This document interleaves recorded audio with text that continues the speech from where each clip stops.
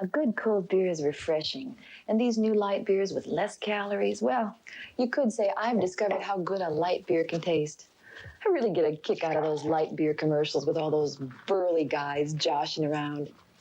But you know, you don't need to be macho to enjoy Rainier Light. Hey, Marlene, give me another beer. Get it yourself, Bob! Sometimes it does help, though.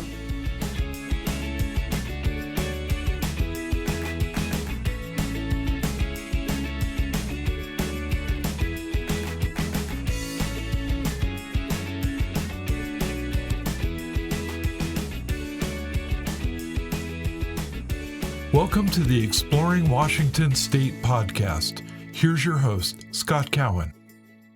Hello, and welcome to this episode of the Exploring Washington State podcast. I'm your host, Scott Cowan. Today, you're going to listen to something I think is amazing. I'm talking to three guys based in Tacoma who are doing Rainier Beer, the movie. For those of you that have lived under a rock for the last 20 years, you probably never heard of Rainier Beer. You know, all those ads that came out in the 70s and 80s that were so iconic. In fact, they really changed advertising, not just in the beer industry, but across almost all channels. So today I'm talking to Justin and Rob Peterson. They're the executive producers. They own some restaurants and drinking establishments in the Tacoma area. And Isaac Olson, who's going to be the director of the movie, editor. He's the guy who's putting all of this footage together. Conversation's amazing. These guys have worked so hard to get to where they're at now. They've got a Kickstarter campaign going on that they're finishing up to get the funding together to be able to put this movie together and get it released and into some film competitions. So if you're into Washington State, if you're into Rainier Beer, if you're into advertising, or you just like to hear the sounds of my voice, you're going to love this episode.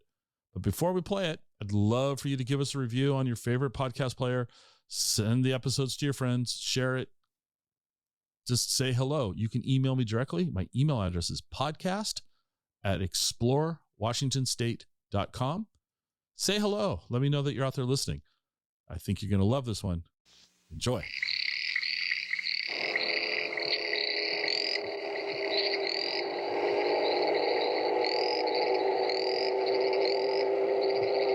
Rainier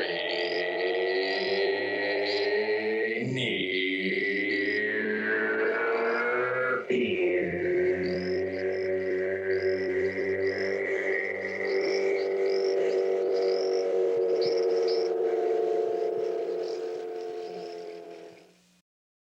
I'm Justin Peterson, producer of Rainier, A Beer Odyssey, a documentary on Rainier Beer commercials. My name's Robbie Peterson. I am also a producer on this project. And I'm Isaac Olson. I edit this thing, direct this thing. Had to do a lot of other nonsense to make this thing happen, but I enjoyed every minute of it. All right, guys. So there's a backstory. It's a quick backstory. Basically, we have this bar in Tacoma called the 1111, my brother and I, the Peterson brothers. And we had this room that we crammed as much Rainier stuff in as possible, along with a TV that played all the original Rainier Beer ads from 74 to 86. And it was poor quality, but they're really good commercials, so you could look past that. On a small TV, they look okay. Like a small TV like you would have seen back in 74, like appropriate. Exactly. Yeah. Okay, it wasn't like a flat screen. So they look okay, but then the only copies you could get have a time code across the front of it. And we were sitting there one day, and Isaac Olson said, there's got to be a better quality out there than this. Like, where's the original film?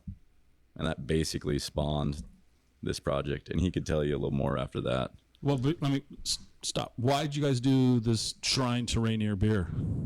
Well, they have just the years and years and years they put out really cool swag. They're a collector's brand. Yeah. Right? Our bar is a collector's bar. There's old beer stuff everywhere. Okay. And Rainier, being from the Northwest, is pretty acquirable.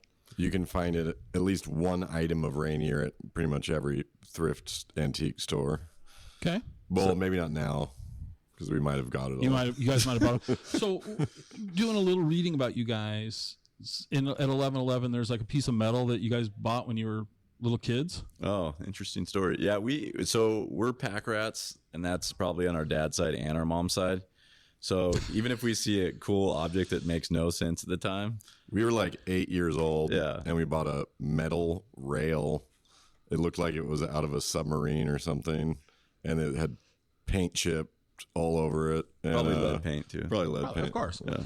So, what did mom and dad say at that time when you come schlepping a metal thing home? Like, what the hell's wrong with you? First, we're at a garage sale, and we say, "Mom, can we have this?" She's like, "Why do you want it?" And we're like, "I don't know."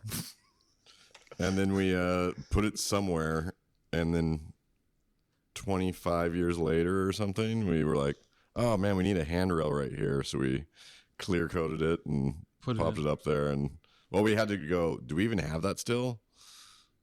So your mom agreed to you bringing this thing home.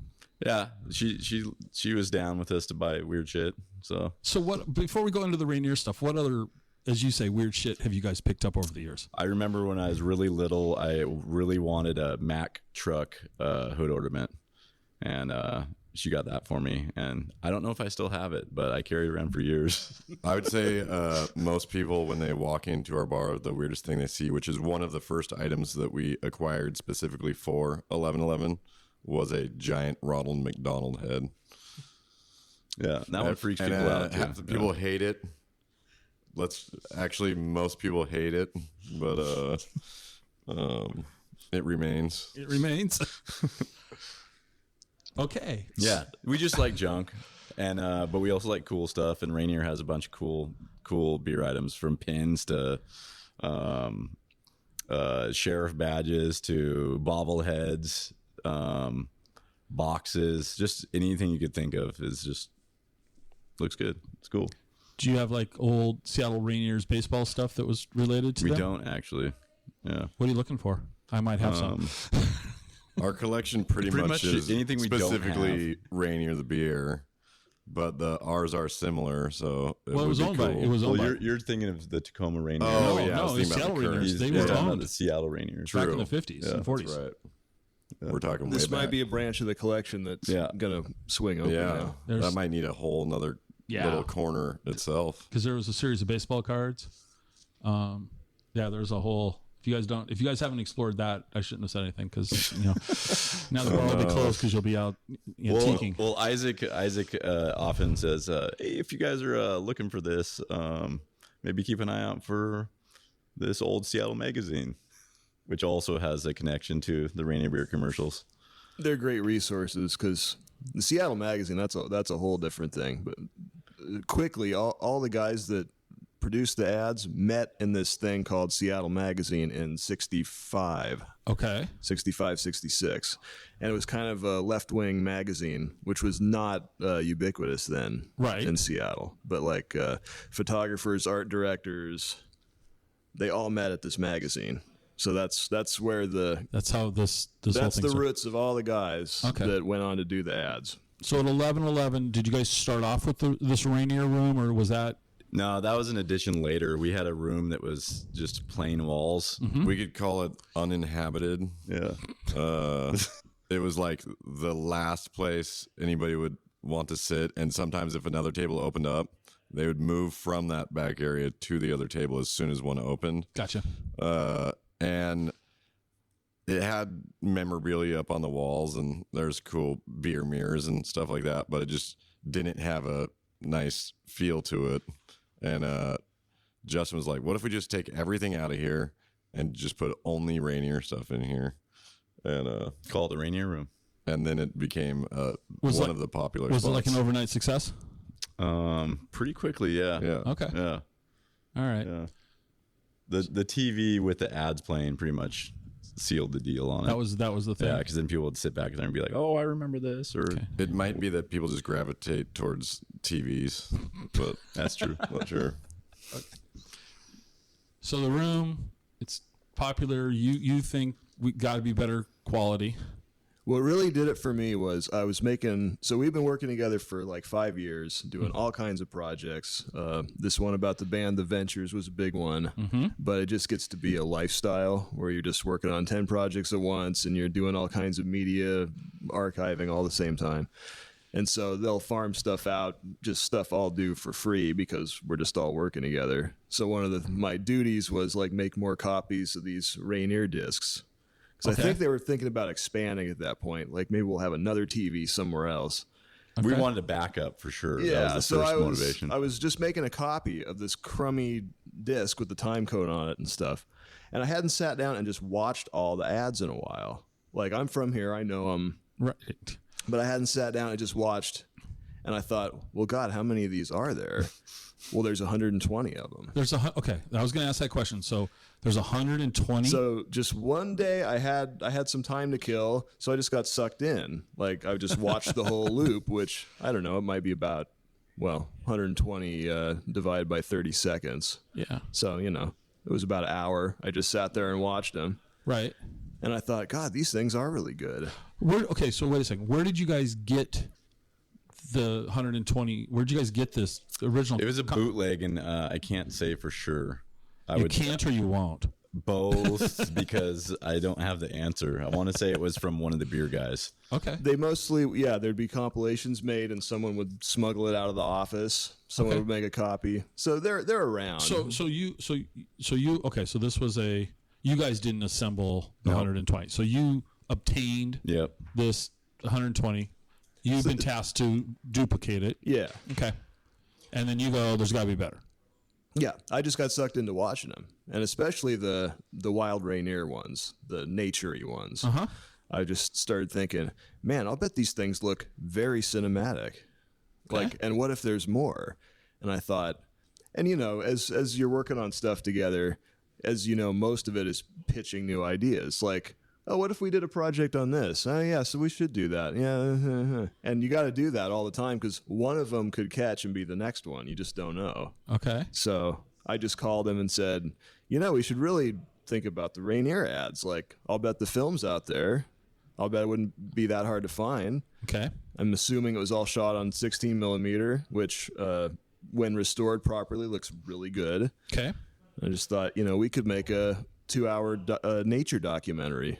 So what did you guys think of this idea? With the wild Rainiers. We were into it instantly. Yeah. Okay. I mean, as soon as he brought up the idea of like, they always say yes. It's great. Where's the film? Yeah. As soon as he said, where do you think that where's the original film? We're like, why didn't we think of that earlier? Yeah. I don't know. Yeah. We should look for it. Yeah. So at that time I made some very feeble attempts just to kind of start stabbing in the dark. Cause I didn't know who made them. I didn't know who was behind them. I didn't know which agency, but the story's not hugely known. People know a few things. They know the name Terry Heckler. He was the guy that drew the Starbucks Mermaid. That's kind of his claim to fame. He had his ad agency that did all these ads. So people kind of know Terry's name. Okay. And they know Bear Creek Studio, which is popular because some famous grunge albums came out of that place. But they recorded all the music, this Bear Creek Studio. So that was basically all I knew. So actually I talked to this woman, Manny Hadlock, who was one of the founders of Bear Creek. I don't know why I thought maybe she would know, but somebody gave me her email. But she was great because she just kind of said, "Okay, kids, sit down. Here's the she didn't have to do that either." Because I was just like, "Oh yeah, well, thinking about this film. Well, what do you know?" She said, okay, here's what you got to know. Like, so-and-so did the early ones. And then Terry and Gordon Bowker, he founded Starbucks later. You know that? It's like, oh, you don't know that. She just really schooled me and gave me she basically gave me the whole story like in an email paragraph. Okay. But before I could even follow up on any of her great leads, I found the film. So it was... I wanted the story to be more like difficult. So lie to me. Tell me a story like the film had to be hard. A journey over a mountain. We searched and searched and nobody knew. And it was still kind of by accident though. It was definitely by accident. He found it while not searching for it, basically. Okay. Yes, that's exactly. The one time he wasn't searching for it was when he found it. Yeah. But I'm not telling any fibs here. It was like maybe 2 weeks after I'd been emailing with Manny. Right. I found it about. It That was fast. like 2 weeks. Yeah. But it was not in connect. He didn't find it in connection with any of the people involved in Rainier. It was world. total It was stab in the dark. completely separate And place. if that had not happened, there'd be no project. We would not be sitting here today. There's So no back way that I could have like breadcrumbed my way back to this source. That's There's what I was no going to way. say. He could have called everybody involved in making the Rainier commercials at any level of their This is a involvement, and cliffhanger. he would have never found the film. All But right, then by dumb luck, you got to. Yeah, now- now it sounds so cheesy. you but got to that's- give Ed his due here because the origin is a little further back. There's this guy. His name's Ed Nolan. He's in special collections at the museum, the Washington State Historical Society, which is hard to say fast. And their acronym's not much better. WSHS. okay. But that's where the stuff was. And Ed Nolan was the guy. He found. I mean, he's the one that saved this stuff. So you know Ed outside of the Rainier project. I met him and found the film. All this happened in 2 weeks. I cold called him through a recommendation of Art Chantry, the famous graphic designer who's from here too. Okay. We were talking about something, and he just said, you should really call my buddy Ed at the museum. He's a great guy, and he might have some of this rock and roll stuff you're looking for. We were in ventures mode at that time. Okay. Well, we're still in ventures mode, but we still were in it back then. But he said, you should call Ed. He's a good guy. So I just called him and I said, hey, my name's Isaac and I'm doing these movies and I wonder if you guys have a film department, if you have any film in your archives in there. And he said, well, we don't have a department. We have a lot of film. Well, why don't you come over? I'll show you around. So I went over and he showed me what he had, which was like a lot of news film. Mm-hmm. And I said, wow, that looks really interesting. And he said, well, if you want to volunteer, let's make you a volunteer. And I said, I'd love to do that. So we went through all the steps. I got the background check and got all hooked up. This is a state organization. So I got all set up to be a volunteer. And so I was seeing Ed every once in a while, but only a couple weeks. And we would talk and he would ask about other projects I was doing. I mentioned Rainier and he said, oh, Rainier. Yes, we have posters. We even have our own wild Rainier. We even have some tapes. And I said, tapes, really? He's like, Did you try "Yeah." to stay calm? Well, I still didn't know. Okay. I thought maybe just more of these subpar Broadcast videotape tape versions or- Right. like we've been dealing with. But I kind of took him up on him. It's like, so yeah, what do you have? How many tapes are we talking? He said, well, maybe I should just show you. And he took me up to the vault and showed me a shelf with hundreds of film cans on it. And I said, well, this isn't tapes. And he's like, I know. So you He's a fun guy. you found the holy grail of this quest. What you call these guys? Do they believe you? I think I just went out to the car afterwards. My 2 hours of volunteer time was up. So I went out and called Justin. I said, okay, found it. Rainier's a go. I think we're going to have to think about this. Yeah, I mean, I was blown away, for sure. I believed him instantly because the way he told me. You did believe him. Okay. But I was just like, what? How did that happen like that? Yeah. That's insane. And I said, and it has to be everything because it's these ancient cans. And there's 87 cans and 130 boxes. Okay. And I was seeing things like motorcycle, beer crop. I mean, all the little hints were right there on the boxes. And so the next step was to get these guys as certified volunteers at WSHS, which we did. Okay. And once we got through that process, then we could all go up and observe. And then they knew for sure. take note. I mean, we took notes. We kind of logged what was there and maybe what we would want if we could get some. And this is before. So the agreement with the museum took a year to finesse because since it's government run, it had to go all the way to the assistant attorney general, and it was this. I mean, yeah, it's a big deal to like get these agreements done, but I mean, it's to their credit that they thought this experimental deal with us was something worthwhile to do. So it took a year to hammer out an agreement to allow you to do what? The agreement was for us to be able to take the film off site to log and scan. And that was crucial because they didn't have a film department per se there, which, you know, they didn't have rewinds, just a way to safely, because you can't be just spooling film out. Well, you can, it's like you can, but I mean, this was a little mess. beyond that. And also these cans, it's not like one can equals one reel.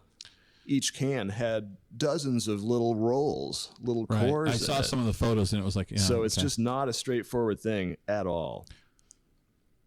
So they allowed you to take the film off site. Took the film off site, got it all insured, set up a film How does department. one insure?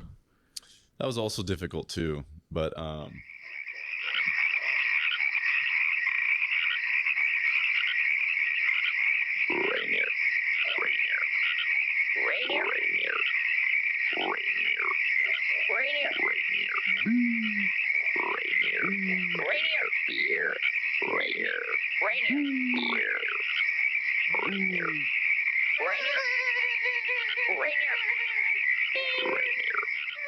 Oh, absolutely. No, I'm just when I'm going, you know, nobody's cared about these things for 40 years. I mean, you know, no one even knew they existed. Exactly. Really. Nobody cared, and except now, for Ed. And then Ed, and then they just set the value. All right, so we get through all of that. Yeah, we get all that done. In the meantime, what I could do was I could go to the museum and I could log stuff. Basically just open up each can and count how many things were inside. Okay. How long did it take you guys to completely log this inventory? Well, on site, that only took a few days. Okay. Then I came home and crunched the numbers because, you know, you can measure a core. A core. A core, it's not a reel. It's just like a little plastic doodad that film is wound around. Okay. You can then put that on a thing called a split reel, which kind of transforms it into a reel that you can use. But you're dealing in cores. So what you have to do is measure each diameter, you know, subtract the circumference of the core, and you can plug the number in and find out how much running time one roll is. So I had to do that for thousands and thousands of rolls and just get to a point where I could tell the museum, this is how much footage we're talking about, because it's all in feet, and then this is my estimate running time, just to try and quantify the stuff somehow. So there was math involved. Yeah, there was a and lot then of the math was involved. important also because when you go to transfer stuff like this, you pay by the second or foot. The foot. The foot. By the foot. Yeah. Okay. So if you can imagine what a foot of film looks like and then rolled into a roll, you get quite a bit of feet in there. So you've cataloged it. It's still at the museum. Yeah, but that was very rough, and all the parties knew that, you know, that was just kind of. But you get everything lined up so you can take it off site. Yeah, so we quantified it so we knew, you know, what the collection in quotes was so comprised you had an of. estimate at that point. Yeah. And then ultimately you guys had an actual, you knew how many feet you had ultimately, right? Right. So how close was your estimate? Well, I've never even like tried to compare the two because that first list was so spitbally. The main thing was, luckily nothing was loose, and that there were 87 cans, there were 130 boxes. That never changed. Okay. And you know, and nothing could be simplified because that's the archival rule is even if it didn't make sense how they were cataloging stuff back then, you can't change it. I mean, the museum could if they decided, but not you, not me. No, no way. So once we got it back here, which was in was election day 2020. Okay. That's when we got it out, and it was between bouts of COVID shutdowns. So that was a miracle that got done. We kind of had to act fast because I believe they went back into another lockdown the next week, and we would have been out of luck for taking it off site for another 6 months, maybe. But you guys didn't scan the film here, so part of the insurance in the agreement was that you were allowed to send it to a third party to do that work. That's right. And I believe they approved that third party also, who we were starting to communicate with. So yeah, anyway, November 2020, the stuff came back here where we are. And I got it all on the shelves, and I spent 2 months where all I did was I got up at 8 in the morning and came down and went through stuff and went home at 7 p.m. or whatever. And it was the most delightful experience I've ever had. It was, that's the reason I do these projects, not even like the premiere, any of that stuff. Just that 2 months. That 2 months. Just being all by myself and like finding out every day that, oh, we do have a movie. Oh, yeah, we do. Yeah, this. Oh, yeah. So you guys, what were you doing about the movie during this period of time? Just getting excited about Isaac's reports for the most part. I mean, we came down and saw the film and saw what he was doing and all that. I'd take a phone picture and I'd say, yeah, we found the such and such. And they'd go, whoa. So yeah, he'd send a little picture of the film segment. So we could see like, oh, that's cool. And there were really only maybe 2 or 3 things that I was disappointed that we didn't find in there. Okay. But then I found out later the reason why. So actually we had everything. Okay. We were basically waiting for Isaac to compile like a few key boxes of the most important, or what we thought was the most important of the time, of the reels, so that we could drive them down to LA real quick. Yeah. So the next step was, once I got everything cataloged and I had a big list that could be searched, and so everything was known, then it was easy to prioritize, like, well, what's going to be in our first batch. Has to be just the cream of the crop. Like all the Mickey Rooney stuff went in batch 1, obviously. Why? Why was that the determination? Why not just send it all? That's money. Yeah. That's an easy question. When you don't have a big budget, you basically do what you can to create hype. And then we could take these like, so we get a batch done, and then we could show the people that were involved what we're doing, and then they get to see what it looks like before and after, and then it's a lot easier to get people coming your way if you So prioritizing a really nice first batch was important for the movie because it's stuff that we know is going in no matter what. Right.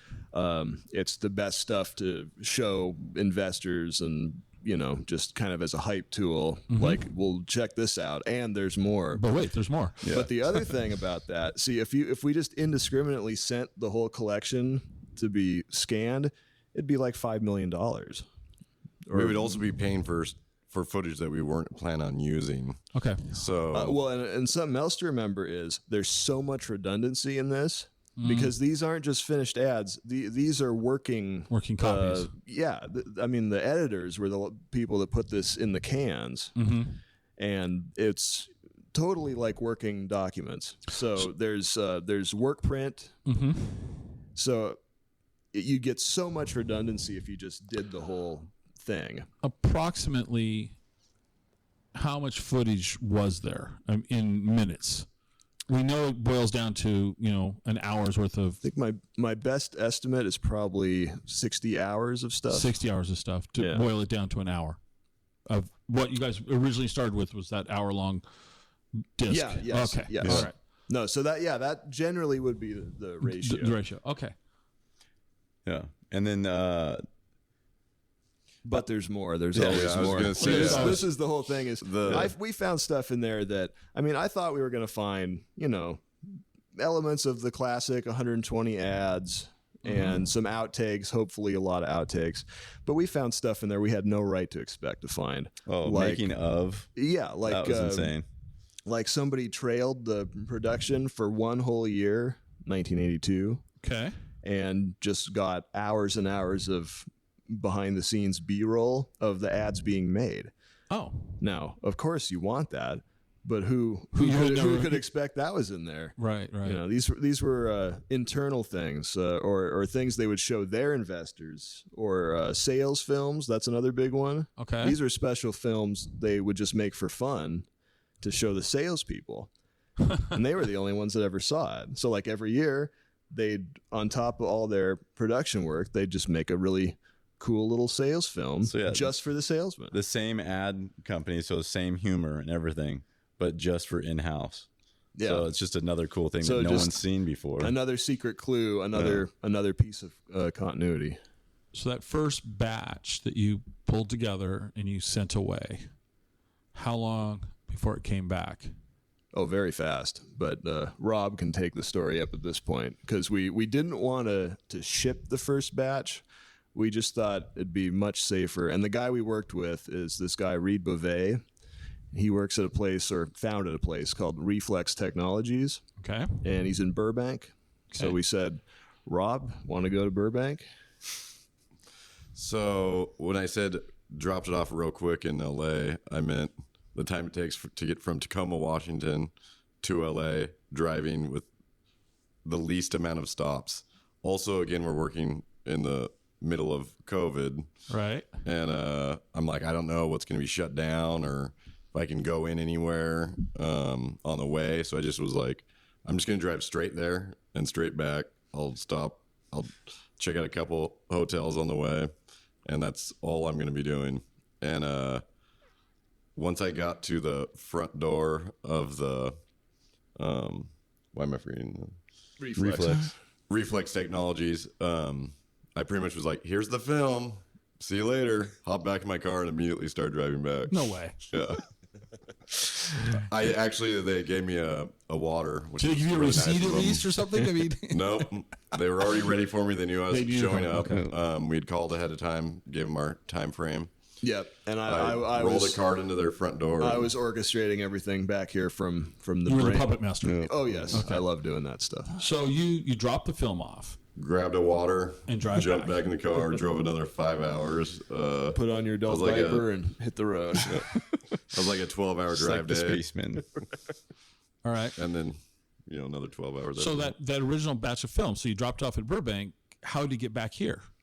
It was shipped They back. shipped it back. So you were okay with them once you got the cleaned up copy. You were okay with shipping it. It's a safety measure, you Right, know? right. And they gave us, they sent us the newly copied. it's very safety conscious because he's a pro and he knows how these projects work. But how it would work is the stuff would be down there in their highly insured film chamber that they have on site, and so he'd make all the digitized copies, and then he'd FedEx overnight hard drives. Then I'd crack open the hard drives. Then that was probably the part that was like beyond Christmas, like even more so than like finding out what we had to work with for the very first time. Seeing the stuff like come off the press was just really amazing. So did he clean the footage up? He did very minimal color correction to kind of bring it to a middle point so that we can do all our regular post-production color stuff. Okay. But no, that was So he just digitized the film into a format that you can work with exactly to create this. Okay. But yeah, just a little color correction is really all that's needed. The stuff has held up amazingly well. It was shot great and it just looks great.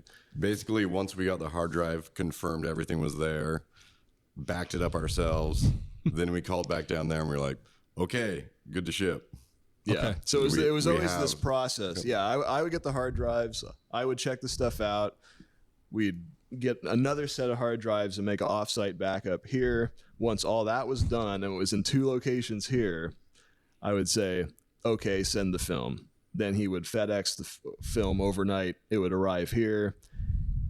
We'd get it safely back on the shelf. And only then would I give him The next batch. the purge order to get rid of his files. Okay. Because batch 1 was probably, dozens of terabytes.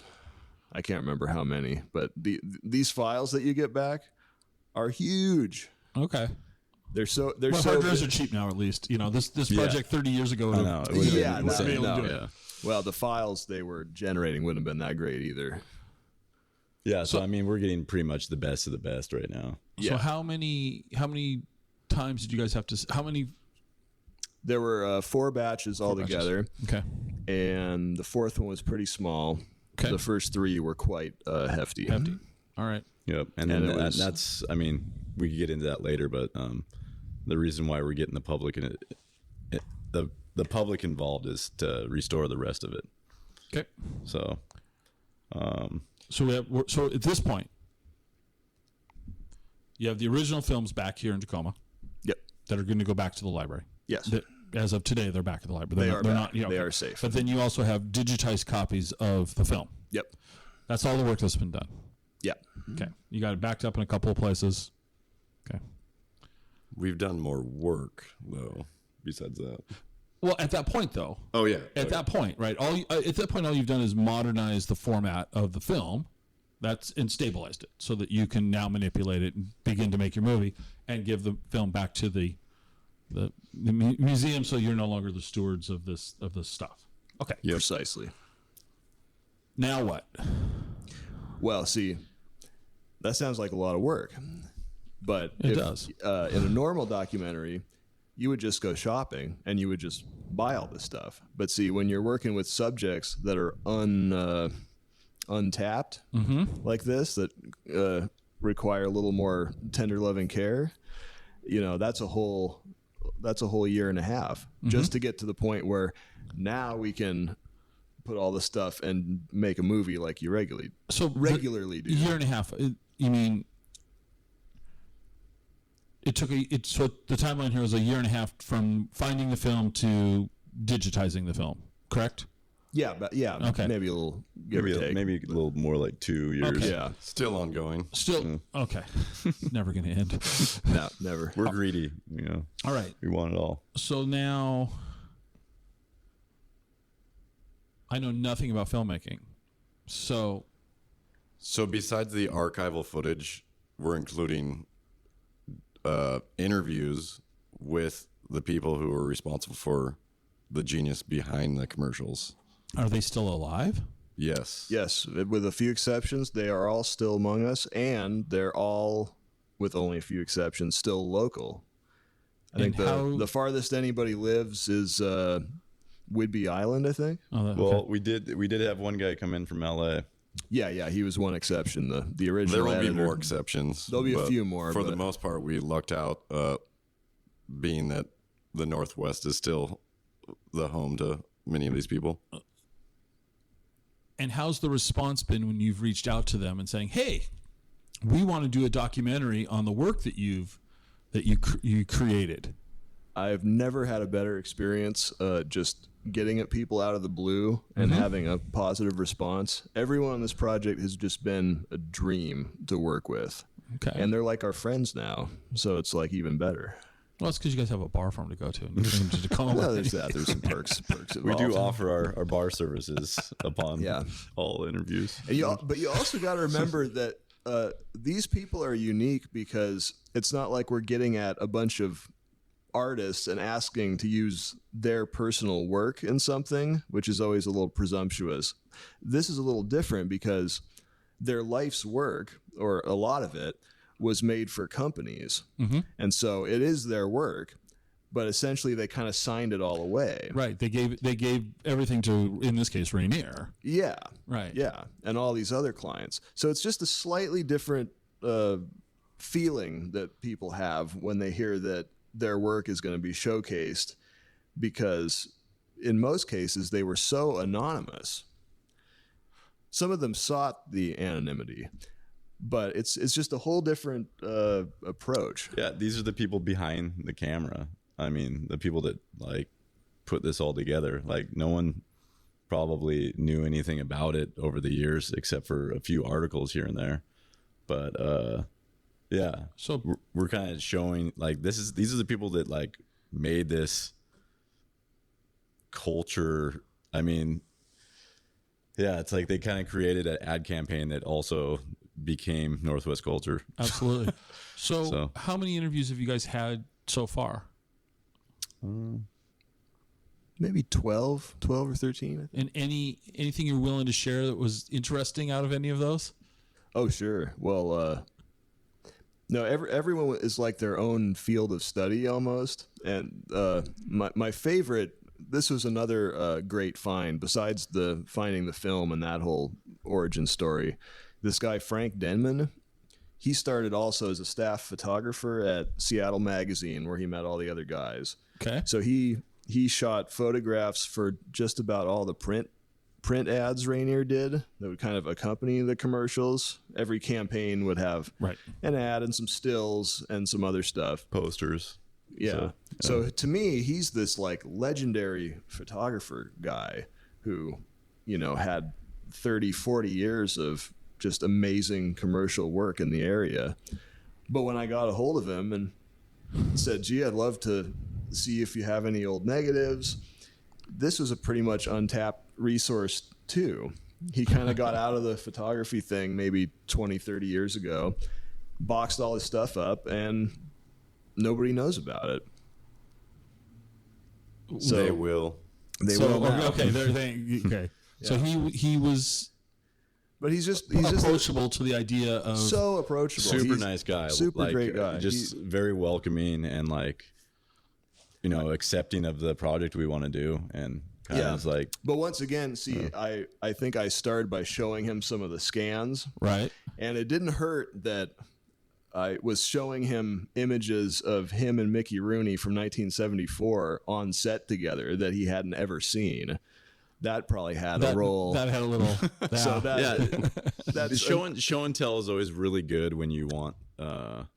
When you're trying to interview someone, you're like, hey, we've done some legwork already, so it's not like we're just coming at you with nothing. Yeah, it kind of diffuses the flakiness, anxiety, which I don't blame anybody, because often this is a very flaky business. Like, I got a great idea. It's like, yeah, sure you do. Yeah. So you can I overcompensate, because I know what they're thinking, and I know I have to show them. No, I'm serious. Right. I'll bet you haven't seen this in a while. And usually they go, okay, well, I see what you mean. So how has this been received when you guys are out there talking to potential investors and just people of the area? Is there a default response when you guys say you want to do a movie? There is a default response.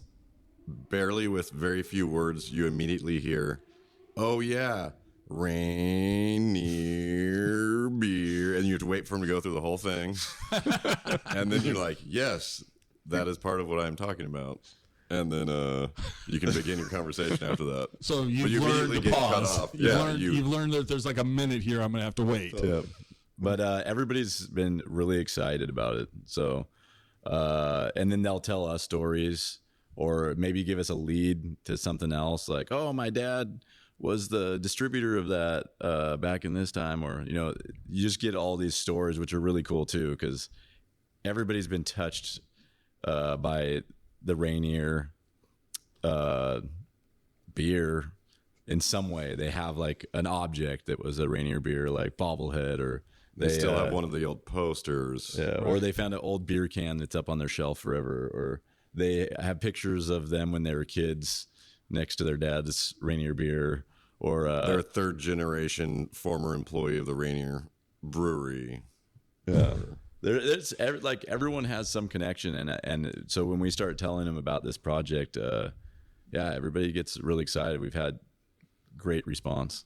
I've often been like, no, I don't want to bother you for very long. I just wanted to tell you about this project for 1 second. Here's a postcard. I'll tell you about it a little bit.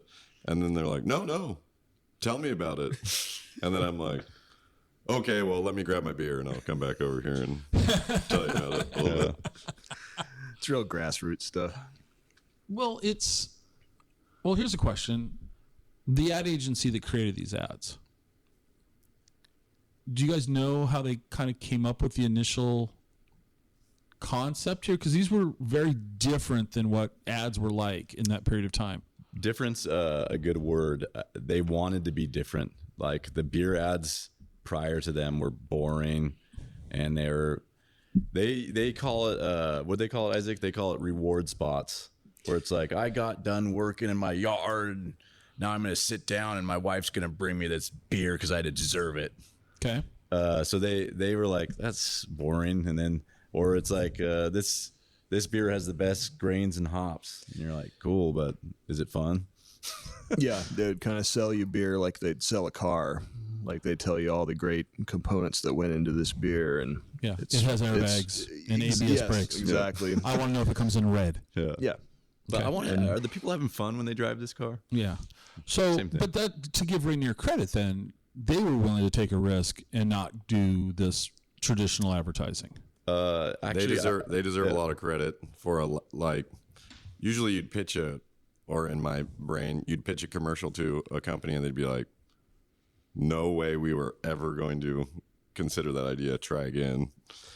And we've also heard a lot that internally people continued to want to go back to the old way, but they couldn't argue with the sales increases, and so they just kind of kept their mouth shut. So they couldn't. It was good for business, so they couldn't really argue about it. Can you guys, now you guys have done a lot more research on the topic of beer in the 70s and 80s. Can you think of ads from other beer companies in the 70s and 80s that you remember?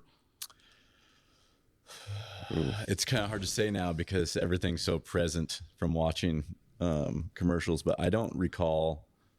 I mean, personally, I liked the Hams cartoon bear. Yeah, the Hams bear. I can't remember what. I think at this very moment, jingles were a big thing. Everybody had their song. I think Budweiser at that time had this thing called "When You Say Bud." It was kind of this oompa song.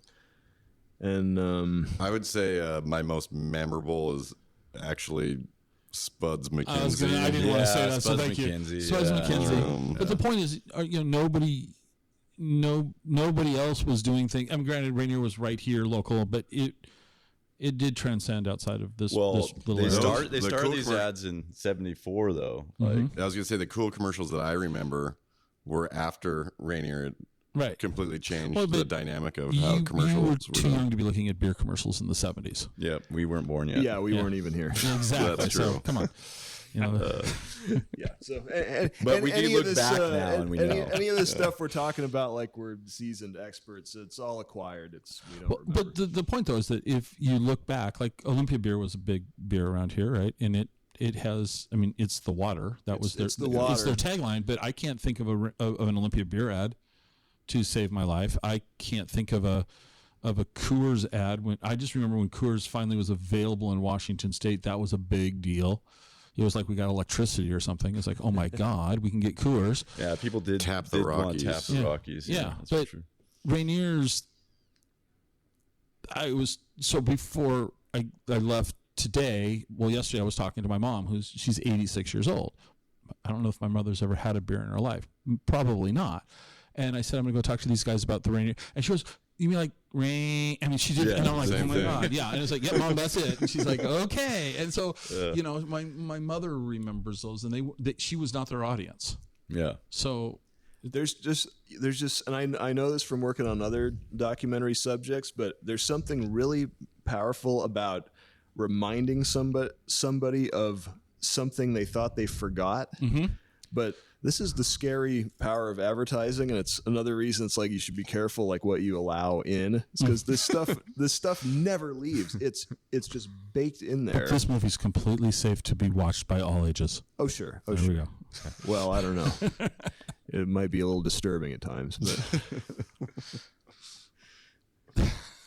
but we make a very thorough study of. So this movie has very lofty aspirations. Okay. It's not only about this region and the Rainier thing. It's about beer advertising. Okay. And just advertising. Okay. That's what it's about. How it works, the tricks people have tried over the years, the things that have worked. Okay. Things that haven't worked. Things that haven't worked. Yeah, we spend a lot of time with that. So the basic premise is, walk me through kind of like a high-level overview of what the movie's going to be like, because it's not going to be just commercials, because that'd be a really short movie. Well, it'd still be a very long movie. We plan. Isaac could go into this a little further, but we plan on using as much of the commercial content as possible. And when I say that, I'm not saying we're going to show each commercial from beginning to end, but having that visual when you're working with stuff, it's like there'll be a remnant from, like Isaac says, every commercial in some way. Yeah, every single commercial you remember. There's nothing that'll just leave out. And it's like Justin says, it doesn't have to be that there's a scene about every commercial. Some commercials have their own scene. Sure. But some are just set dressing or a punctuation or an image. but they're all going to be represented. And you're going to have the interviews from people that were in this. They're Yep. going to be in this. We've interviewed people. That's a component of it. But We've interviewed some actors too, but we've gone most deep of our into stuff is editors, directors, cinematographers. Other than Rooney, was there any actors or actresses that were in these commercials that went on to any that we might know from something else? Well, one of our first actors was a guy named Mac McDonald, and he actually was in Apocalypse Now and American Graffiti before he did the Rainier commercials. his commercial involves "They're Out There, Willis." Do you remember that one? He looks through binoculars. Vaguely. They're really cool. He's on an outdoor living set, driving through basically a.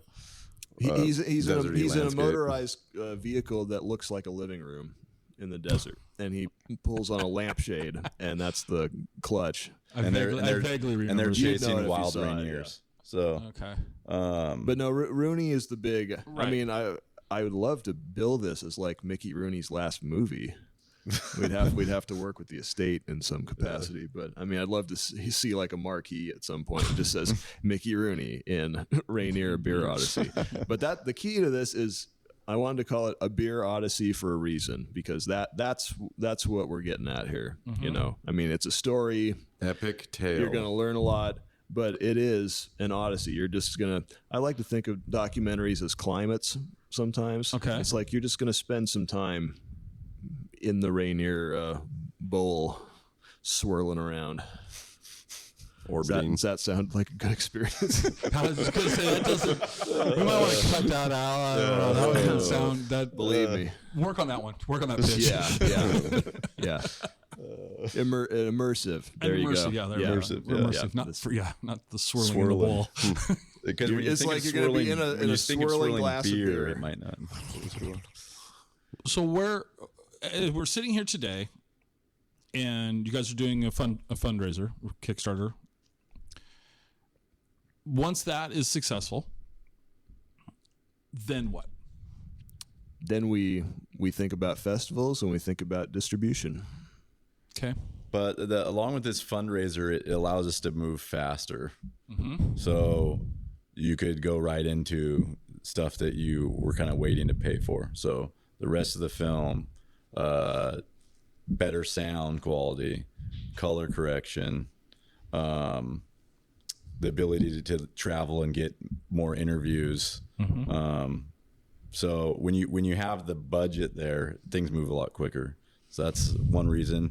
The second reason is this is an advertising thing. It's like get people involved with the project, of that they like. We want the fans to be involved. Yeah, And even if it's a small donation or their name in the movie, whatever we can do to get them involved and excited about the project, even though we're possibly a year out, get them excited now and then get them excited again later. And it's kind of like ultimate bragging rights, like because one of our levels of funding is, for $30 you get your name in the movie and updates. Mm-hmm. And a cool Rainier patch. Yeah, a cool Rainier patch.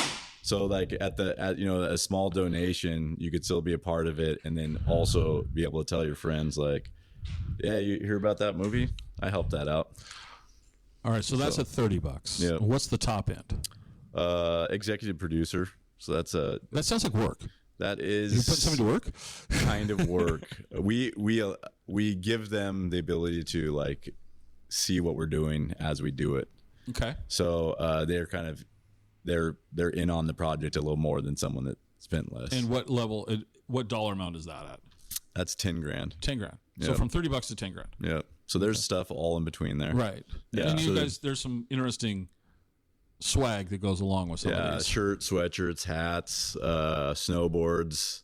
Signed original print run posters. Yeah, art. How'd you New guys design poster. how'd you guys obtain that?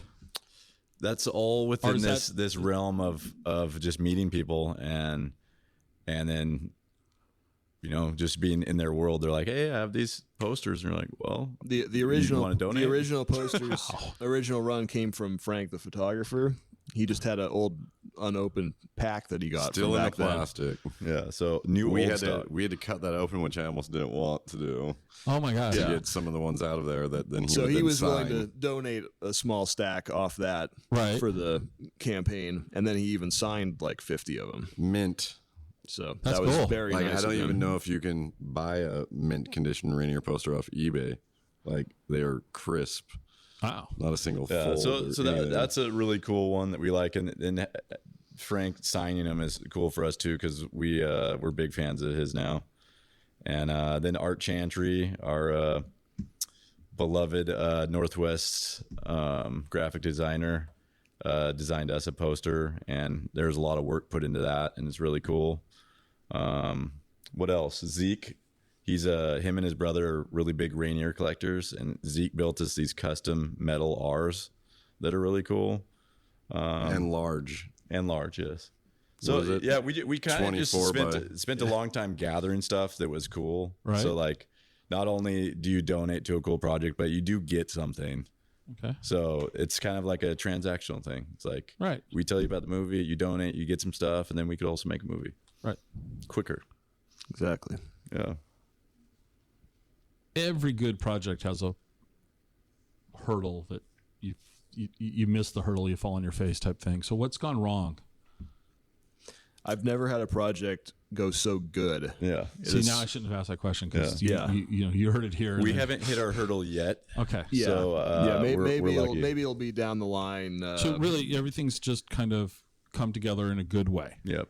And everybody's been so supportive. I think we mentioned that before, but I mean, it's like if you tell someone about this, they're excited and they want to help. I mean, it's just how it works. It's just a win-win. I think everyone at every step of the way has said, yes, that is a good idea. Well, I'll chime in. Yes, it's a good idea. It's a really cool idea. But all the people that mattered, you know, Okay. the museum, I think the people we interviewed. might have came out wrong. Well, you know, the people that could destroy the project, the people that could say no. I mean, Oh my God. Yes, you want to hear that from everyone, but yeah, as far as the project going smoothly, all the people that could have said no and really messed us up said yes. That's awesome. Yeah. And the fact that the footage was here in Tacoma. That's just Yeah. Well, and that's the whole thing is like this movie god thing, where it's like they smile on it or they don't. okay. And if they do, you got to go with it. You just kind of have to say, okay, we got to go for this. Okay. And the fact that it was in Tacoma, that also is kind of there's some good mojo with that, Right. because we're Tacoma guys, and we get to stick it to Seattle a little bit, just because All right. Tacoma preserved it. Yeah. Yeah, that's true. Again, Tacoma saves Seattle. Again. So questions I always ask during these conversations, and so I'll ask you guys. And for you two, it might be hard for you two, but play along. Best place to get coffee in Tacoma. Well, I did get coffee right before I came here, Where? so I might as well mention that. Bluebeard. Okay, what do you get when you go to Bluebeard? I got something I've never gotten before, and it was a what was it? It was a Mexican spiced. It was a spicy mocha The chocolate. with the Mexican chocolate. Okay. I've never ever gotten that before, and it was really good. Okay. So We're Blue- also fans of Manifesto, which is our neighbor in Hilltop, where our bar is. Okay. And those guys are really cool. So what's your normal What's your normal go-to coffee? What do you normally get? It's got to be decaf. What? What? The caffeine will mess me up real good. I indulge in the caffeine, but I get, should I say this? It's a spiced chai latte with one shot. Or just black. I like Okay. black coffee. I like the taste of coffee, but then if I'm going to indulge, I'll get a spiced chai latte. Okay. I support my neighbors down at the studio here, where I spend most of my time. Most of your time. And it's called Lift Bridge. Okay. And it's across the street here on Pacific in the old post office building. Okay. And it's a really cool, convenient place. I'm always going to the post office. It's right next door. And they got great big open areas where you can hang out. And yeah, I like What's that. your go-to coffee? Just black. All right, as it should be. By the way, I would say traditionally I just drink black coffee. but Yeah. decaf. But black decaf. Whatever is around, but if You someone, said decaf, man. if You someone- just can't. I can't. You know, it's just if it's someone over. says that they have decaf and regular, I'll just get decaf. If there's no option, I'll just drink regular and suffer the consequences later. Wow. Maybe I won't sleep very well. I need a little of that edge to stay ambitious. I'd have to say I'm not super loyal. I go to a lot of different whatever coffee places near me when I feel like having a coffee. Sure. So Olympia, I even go to Starbucks. Maybe get an Impossible breakfast sandwich. Valhalla, Bluebeard. Who am I leaving out? Well, there's a few. lot. There's a here. lot. There's Tacoma a lot. has good coffee actually. Tacoma does have good Yeah. coffee. So it's hard There's to, one that just opened up too that I want to support, and that's down on Commerce, I think. We're going to pause while he gets his phone. No, I'm just kidding. So while he's looking, I always ask this question. Great place to grab lunch in Tacoma. What do you guys recommend? Well, I mean, I feel like obligated to say 11:11. Okay. And what's your go-to? At your own place, what's your go-to? The Brutus add peppercini. It's like an Italian style sandwich Yep. with a Caesar dressing, fresh tomatoes, toasted French. So why doesn't the Brutus come with pepperoncinis? If that's the way you're ordering it, It doesn't even say add pepperoncinis on the menu. which why? is insane because when someone orders it with peppercini, then you're like, this guy knows. Or this, So it's this- kind of a this secret person thing knows. then? Is it kind of like the cool kids know this one? Is that it? Only in my head though, I think. Okay. Yeah. How about you? What do you for lunch? Oh. You can say your own place. It's okay. Well, we're always at our own place. So what's your go-to at your own place? All right. So the turkey bacon pesto on sourdough, It's one of our best sellers also. and then it has tomatoes on it. Okay. That's probably one I could continue to eat almost every day, but try not to. Okay. I'm always grabbing on the go, so I like to go to this place called Mimo's. Okay. It's on Division. Yeah. Just amazing, huge burritos. Yes. Yep. All right. I was thinking of Where the do you go to- Method Coffee Shop earlier. The Method Coffee Shop. I'm going to Okay. go there after this. Oh yeah. I haven't been there yet, but I hear it's good. Okay. Where do you go to coffee though in Tacoma? We're making this about you now. Flipping the tape. No, I know. I'm trying to think. Last time, where did I have? I think the last time I had coffee in Tacoma was at either Valhalla. Yeah, I think it was Valhalla. Is where I went yeah, last. they're good. So I might have met somebody at Cutter's Point, okay. which is like saying I drank decaf. Sorry, Cutter's Point. If we go to Wenatchee, which we're planning on going for promo, what coffee do we get there? Starbucks. Okay. That's right. Yeah, we drink Starbucks. No, the reason I say that is there is a local coffee roaster in Wenatchee, and I don't care for their coffee. I like a darker roasted coffee. Okay, so if you like a lighter roast, then Mela Coffee in Wenatchee is really good. They're really nice people. It's a great company. Don't get me wrong. There's Starbucks in Wenatchee Ave has the Clover machine, so you can get all the crazy, cool, limited edition Starbucks coffees and pay way too much. You know, like a $9 coffee. All right. Just because everyone should have a $9 coffee in Wenatchee. Yeah. That might have to be on our list. Yeah. But, so, this question is going to take a little while to answer because there's three of you. So, who wants to go first? It's the same question. You're going to go first. So, you guys get to cheat and think about it. I'd like you to take this seriously, please. Okay. Cake or pie, and why? I'm not a sweets guy, but I'll do some cake with like very little increments on the top of it. Okay. Fair enough. Almost dry. Almost dry. Okay. I don't think we got a bunch of sweets guys here. We're salts guys. Salt. Okay. All right. I always liked key lime pie for some reason. With And- a nice cup of decaf. Perfect. But there's something about pie and the movie industry. It's like everyone's always going out to a diner to get a slice of pie, but you just don't do that anywhere. I feel like I've never come across the time where I go to get a slice of pie. Pie and coffee. Yeah. But I want to one day. Okay. And? Well, if my grandma was still alive right now, I would say apple pie. that she made.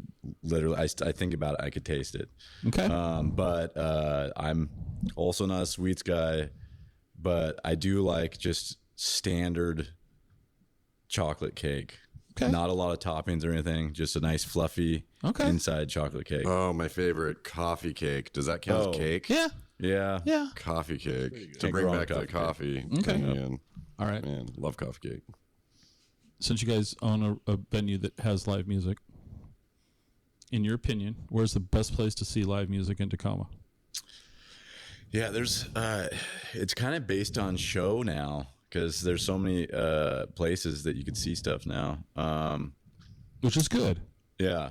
So yeah, the space, the sound, the size of the band, the draw, it's going to change everything. I know, but where's the, like, there's got to be a place. Where do you guys like to go see music at? The Valley. Okay. Because you can get a Brutus with pepperoni. Yeah, I mean, of course, I really like seeing shows at my own place because it's small and it's intimate and our sound's good. But as far as venues go, like Alma in Tacoma has one of the coolest looking inside venues, so I'll give them that. Plaid Pig is like the new punk rock kind of all black walls bar that has cool shows and it seems a little underground. Okay. Jazz Bones has great sound. And Airport does small oh shows yeah, too. yeah. Airport's kind of an anomaly because their venue area is really small. Yes, it is. But they get really good shows there too. So yeah, Tacoma has a lot to offer in the music venue scene, and I think something that's different from 20 years ago is like everybody is kind of friendly. No one's against each other. Like they're not competing. It's kind of like you get good music, we get good music. Right. So the scene's more approachable in that aspect. Who do you guys like to see? Who's interesting to see these days that's playing in Tacoma? Oh man, Tacos, Wild Powers, Gold Sweats, Helms of Lee. one of our friends' band, The fucking Eagles, if I can say that. You can. Okay. It's okay. Hilltop Rats, Yeah, a that's really fun punk rock band to see. Okay. Girl Trouble, you don't want to miss them. They actually have a show coming up. Our dad's band, of course. The Twang Junkies. Flying Junkies. And Ball Bag, definitely. Oh, Ball Bag. Yep. Can't forget Ball Bag. But there, I mean, there We really could go is a Tharsis rise. I mean, there's like in every genre, there's really good music right now. Mm-hmm. So No, Tacoma really has. How do I want to say this? Because Tacoma seems very self-deprecating to me, yeah. but it has there's a lot of really cool stuff happening here. And I couldn't wait to leave here when I grew up in high school. I couldn't wait to leave.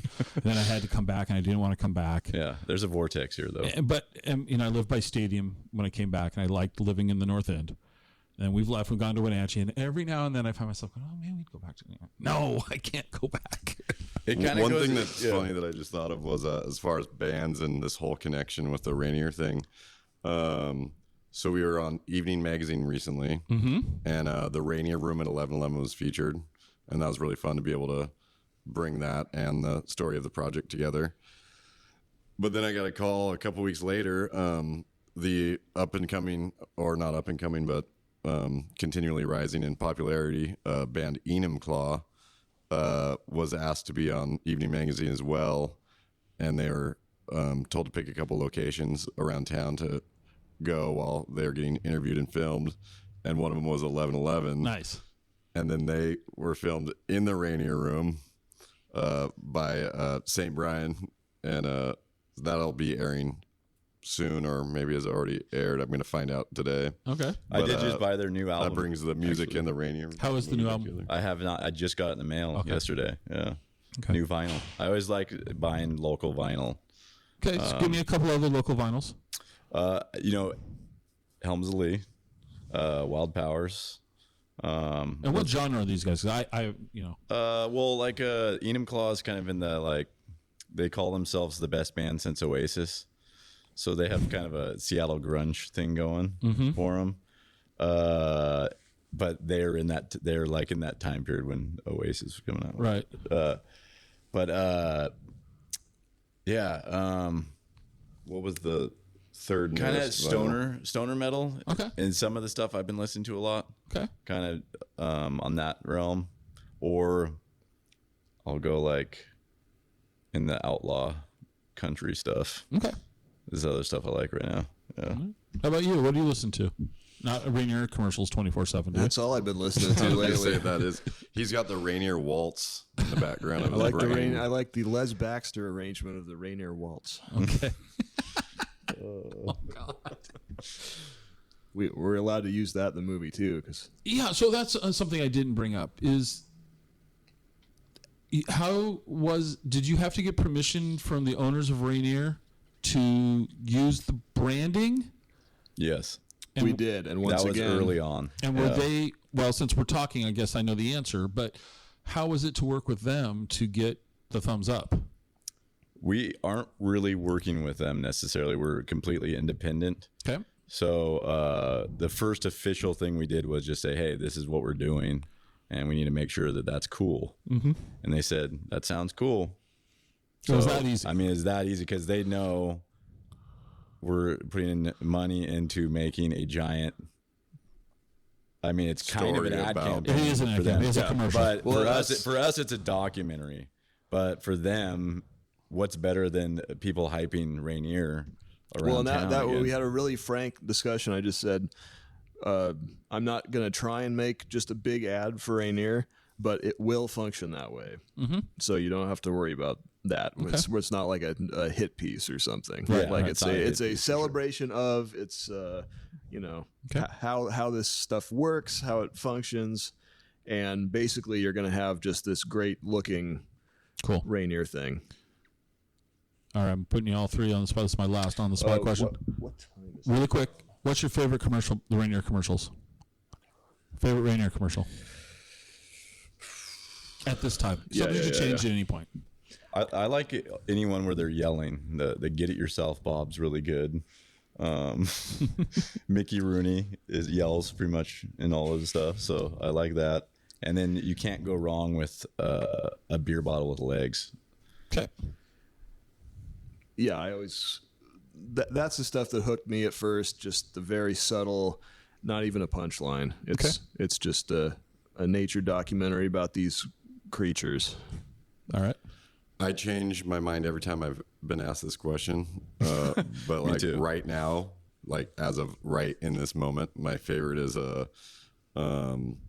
Blues Brothers, because it looks exactly like the Blues Brothers. The production was such quality that you're like, oh, is that Yeah. them? And then all the other SNL ones. And I gotta go with Arbo.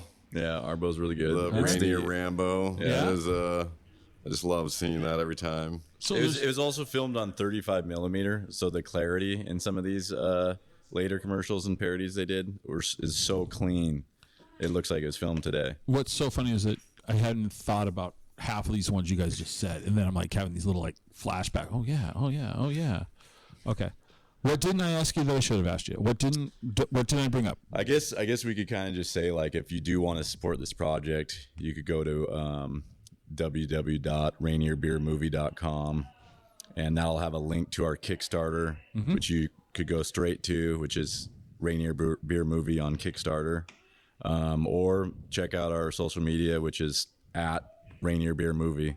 We want to keep it really simple, so everything's Rainier Beer Movie. And I'll put links to it in the show notes so you Yeah. can just click on it. So that's that. Cool. Yep. Yeah. Awesome.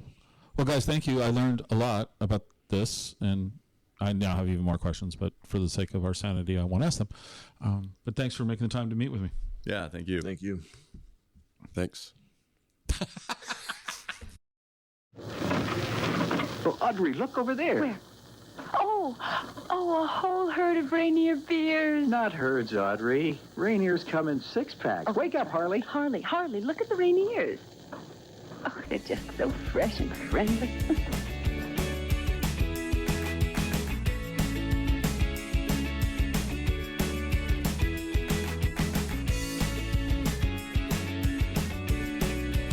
Join us next time for another episode of the Exploring Washington State podcast.